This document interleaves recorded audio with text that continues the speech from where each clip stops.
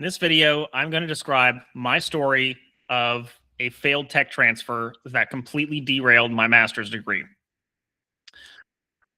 I did my master's in a microfluidics laboratory, and my research project was integrating two different technologies: an electrochemical sensor, which was integrated with a droplet microfluidic device, with another droplet microfluidic device, which was integrated with a digital microfluidic architecture.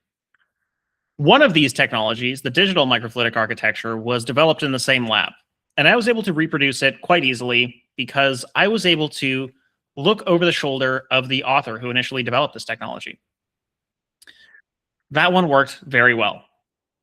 The other technology was developed by another lab, by someone who had graduated and left on the other side of the world. And I spent many months and close to a year trying to reproduce the exact protocol that he documented in his publication. The challenge with these highly complex and cutting-edge technologies, including microfluidics, including cell and gene therapy, including chip development at large, is that minute details of these complex technical procedures are very difficult to document. One of the specifics that I got hung up on was a screen printing technique for creating electrodes. It involved Scotch tape, and it was very difficult to describe with words. I'm quite convinced if I was able to look over the shoulders of this author, I would have been able to reproduce it. But all I had was this written text protocol of how he best described what he did, and it was insufficient. Cell and gene therapy is ripe with this type of problem because it is still an early stage technology. More mature technologies like biologics still face documentation challenges, but there is less technical risk there because they have way more automation and much more of it has been better engineered already.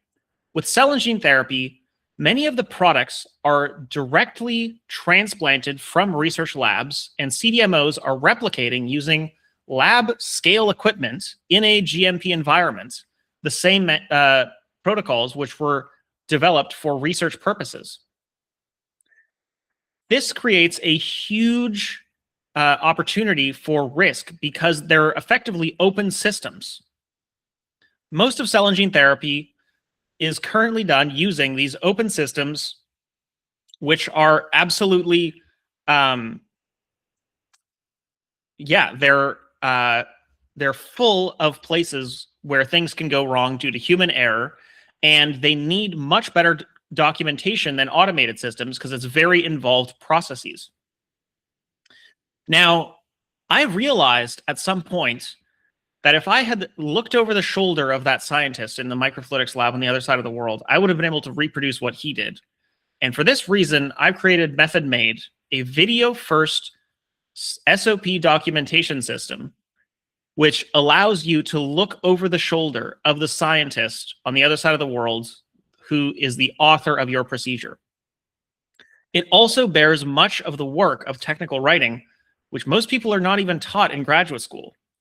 And it's no surprise that the quality of technical writing in industrial environments, when people come straight out of PhD programs and go straight into them, is not great because they have no experience with it. They're trained to do research.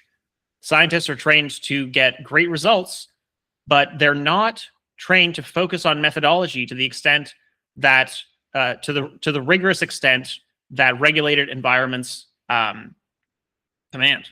So if this is you, you are facing tech transfer issues, and it's likely due to poor documentation.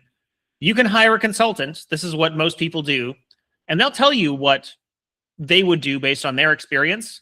But I will guarantee you that those consultants haven't been in the exact position that your company is right now. And what's critically important isn't what a general expert would do. It's what the exact solution to your specific problem is right now. If you're in this situation, you need to see the exact procedure of the scientist in your company, not a general overall opinion from an expert. Use MethodMade to look over the shoulder of your company. Don't rely on general expertise.